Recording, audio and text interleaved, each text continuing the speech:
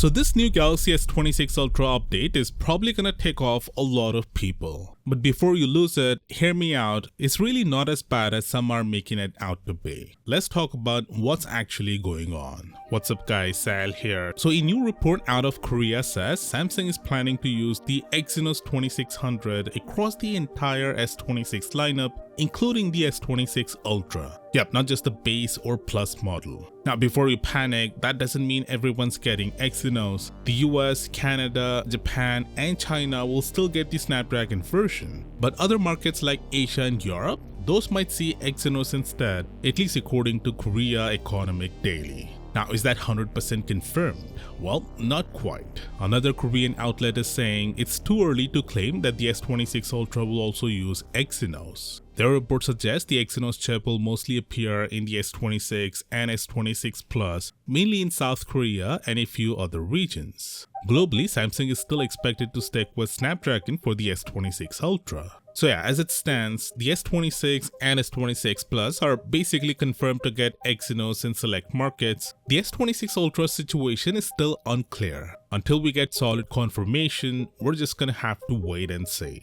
Now here's where things get interesting. The early performance numbers for the Exynos 2600, if true, are wild. According to Korean outlets, the Exynos 2600's NPU is 6 times faster than Apple's latest A19 Pro. 6 times. It's also 75% faster in graphics and around 14% better in Geekbench multi-core scores. And compared to the Snapdragon 8 Elite Gen 5, they're claiming around 30% higher NPU performance and up to 29% better GPU performance. Oh, and it's apparently just as efficient too. Now, let's be real, those numbers sound way too good to be true. We've seen some Geekbench results that look promising, and sure, they put the Exynos 2600 right around Snapdragon's level. That's impressive on its own, but claiming a 30% GPU improvement over Qualcomm, a company that basically owns the GPU performance, yeah, I'm gonna need to see that with my own eyes. Because if there's one thing we've learned about Exynos over the years, is to never believe the early leaks. The numbers always look unbeatable on paper, but when the real thing lands, it's usually a step behind. Hopefully this time's different, but I'm not betting on it.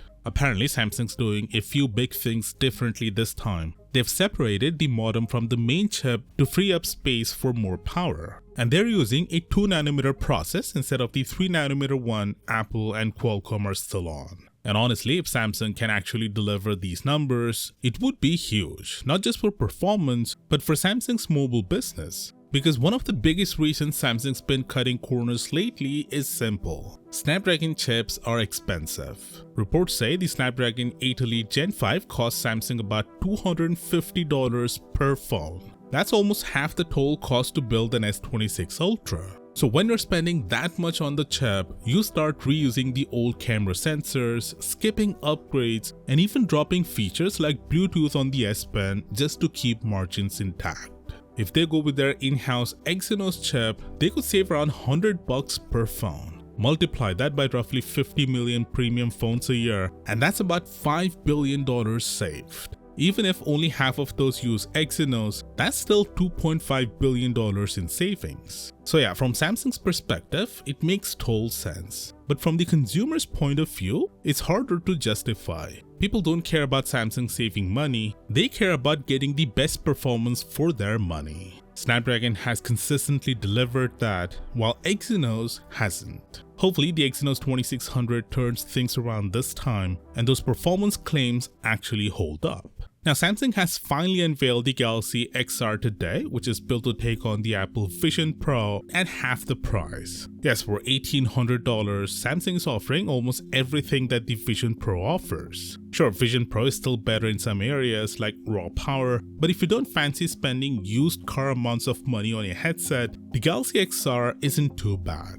What truly sets it apart is Gemini. It offers contextual awareness, so while wearing it, the Galaxy XR sees what you see and hears what you hear, so you can have a natural conversation with it about your surroundings and your tasks. It also supports seamless connectivity with other Galaxy devices, including Galaxy laptops, making it a bit more useful for productivity and multitasking. Now sure, $1,800 is still expensive, no questions about it. But Samsung's also offering $1,100 worth of free services if you pre-order to soften the blow. The offer links down below if you want to see the details. And if you're leaning more towards the Fold 7, Samsung's got a good deal running right now on that too, including free storage upgrade, $1,000 trade-ins and more. That link is in the description too. And if you haven't seen it yet, the Galaxy S26 Ultra is finally getting a display upgrade we've been asking for years. Click here to watch that full video and I'll see you there.